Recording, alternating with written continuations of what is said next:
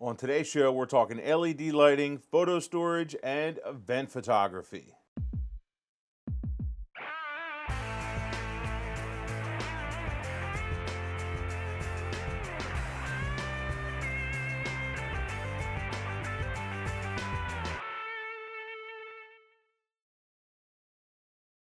Hey everyone, welcome to Keep Shooting Monday, number 131. My name is Greg Cazillo from Cazillo.com.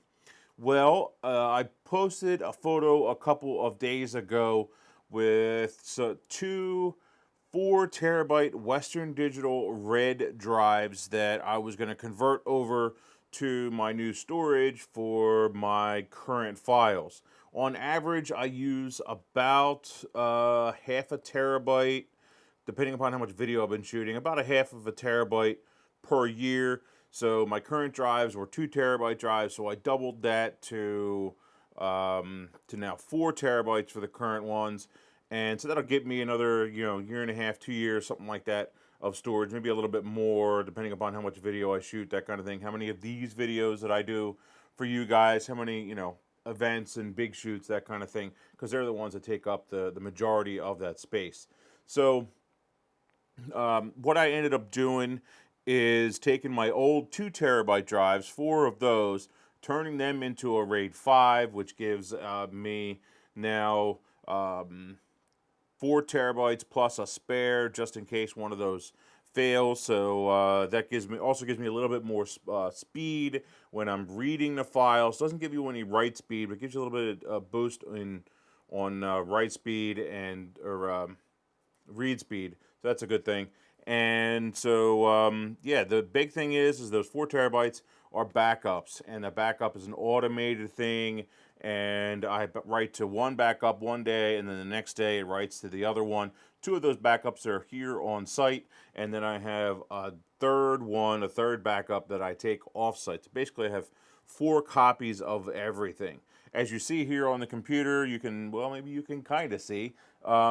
It's still running. It's been running now for 21 hours, 27 minutes, and 10 seconds, 15 seconds to copy all those files from one of the new drives back onto the RAID, because you have to destroy a RAID before you can create it and basically erase all those old files. These are actually the old drives, and I was looking at the date on these. It's interesting. The date on these drives, where did I find it? Was 2005. 21st of May 2005 was when these drives were originally came out. They were super fast drives when they came out. They're 10,000 RPM drives, which they're probably even faster than the ones you're buying now, unless of course you're buying the super fast 10,000 RPM drives. But they've done me well. I don't know what I'm going to do with them yet. I might just make them a backup, or just some kind of temporary storage or additional backup. I don't know what I'm going to do, but they're small. They're only 200 gigabytes a piece, so they're not real big drives as far as capacity is concerned. Amazing how far we have come. I think I probably spent $250 a piece on these drives back in the day, and now I spent $149 a piece for those Western Digital red drives, which are 4 terabytes. They make those drives up to, I believe, 8 terabytes, which is a lot of storage. It gives you a very high density of storage. I didn't need to quite go that route, and my budget wasn't that high at this time, so I figured I'd go with this and it'll work out. My most recent stuff is on that drive, along with all my website documents, that kind of thing, are on that RAID and then copied over to those 4 terabyte drives. Then I have a separate set of 4 terabyte drives, which are holding my older archives from 2002 through 2012. So that's how I have everything set up and kind of segmented. It's about 3.5 terabytes of the old stuff, and now I'm at about a little under 2 terabytes right now from the last 4 years. So yeah, so that's where we're at, and that's what I'm doing and still copying. It's going to be another at least 7 hours before that's done, so probably not going to finish today. Just going to sit here and wait. So the computer's still partially torn apart, but that's okay. I'll get that cleaned up another time. So I also posted a quick little video where I'm doing some testing of the new macOS Sierra. They were on my development machine here. And one of the things that they're changing up, if you do have a Mac, is you're now able to have file backups to iCloud from the desktop and from your documents, not just from a separate iCloud drive folder.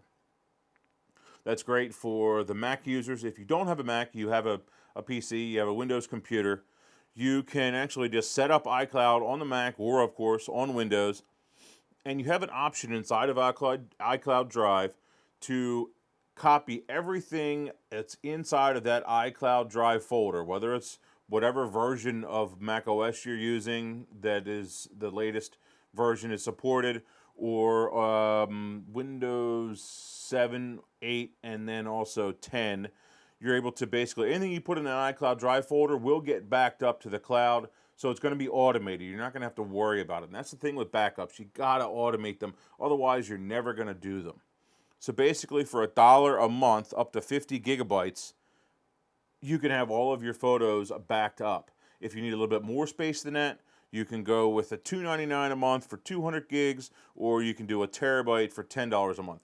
That is a pretty darn good deal. And again, you don't have to think about it. All you got to do is put all of your photos, if you're on the PC, inside of your documents folder.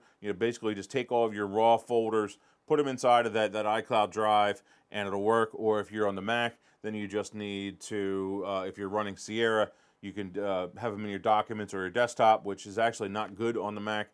There's always been reports of the Mac slowing down when you have tons of storage on the desktop. I don't know that that's if that's still true, but I know in the past it was an issue. So always store them in the Photos folder or in your documents folder for your original RAWs. So set up some kind of backup and do it now so you don't lose anything, because your hard drive will fail eventually.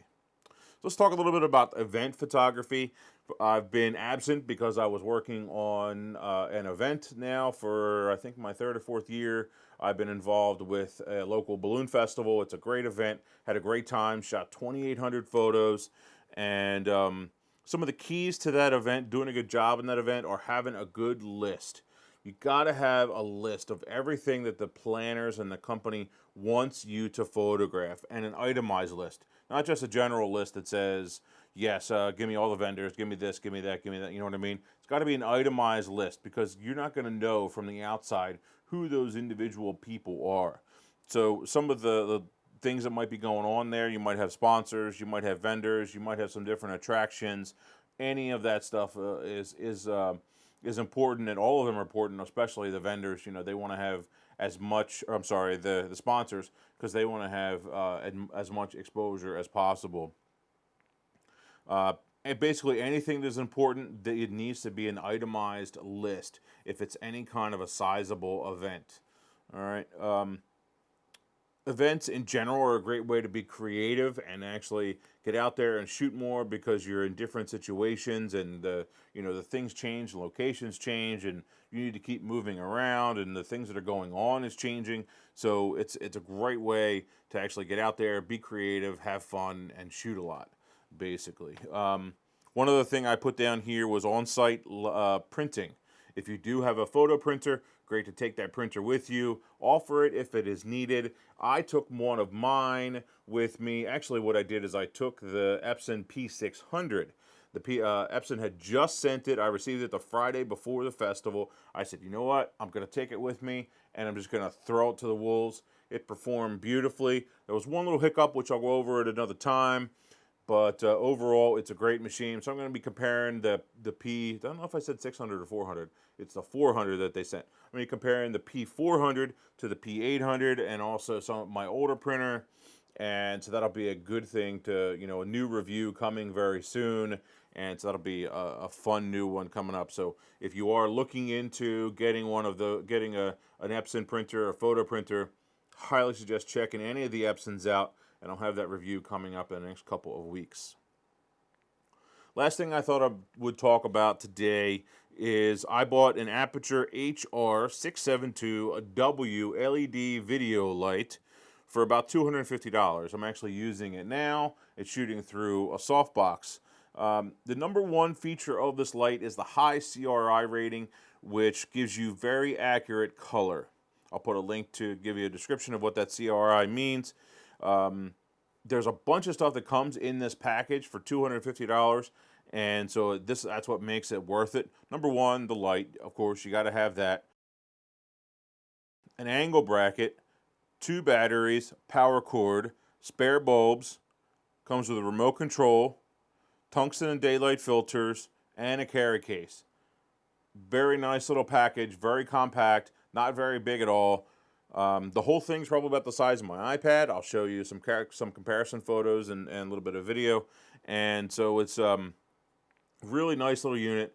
Even in a daylight situation, you turn that thing on, and I noticed I'll use it in this video that I shot a couple of weeks ago. And it's amazing how bright it was and how the models would actually squint a little bit because it is so bright. So you actually do need to turn it down in some situations, and it's a really, really nice unit. It has some holes on either side so that you can, like here and here, so that you can mount other stuff to it, and there are some accessories like soft boxes and barn doors, that kind of thing. With the clamp or the angle bracket that comes with it, you can put an umbrella on it if you want to, so it makes it nice and flexible, and you can use it in many different situations. It has multiple groups and channels, just like a Nikon strobe, so you can control them from a distance. So you can turn down, like, 2, if you had multiples of them, you could turn down 2 of them or adjust them. What do I do with that remote? There's the remote, nice and compact, very small, not big at all. And so it just allows you to turn it off, turn it back on. Let's see if we can turn this off. Watch, I'm going to turn this off and it's not going to turn back on. You watch. There it is, turned it off, and there it's back on. So hit that remote, there it is. So supposedly this thing, I'm going to keep doing this just to annoy you. Supposedly this thing will actually work up to 100 meters, the remote will, and comes with the battery, so you didn't have to go and buy another battery. Speaking of batteries, the batteries on these things are huge. They're the huge Sony type batteries, and they seem to last a long time. I haven't timed it out yet to find out what the actual time limit is. Also the power cord was nice and long. I liked how the length of that cord, so that the section from the brick to the tip was nice and long, and then of course you can use any computer type cable to extend that even farther, or an extension cord if you need to extend it longer. But the nice thing is at a normal height, which is probably 5 feet on a stand, that brick would actually be sitting still on the floor, because the length of that cord is long enough. They weren't stingy with that, which is really nice. Has a brightness control knob on the back with a display that shows you what the percentage is. The only issue that I've had with this thing so far was it was missing the remote. They did ship it. It took an extra, I think, week or a week and a half for it to finally get here. So if you do order one of these, make sure that you check the package, that you are getting the remote control and you're getting everything that is supposed to be in there. I think that is it. If you have questions about the show, questions about anything in photography in general, I would love to hear them. Put them on the show for next week. Thanks, guys. Keep shooting.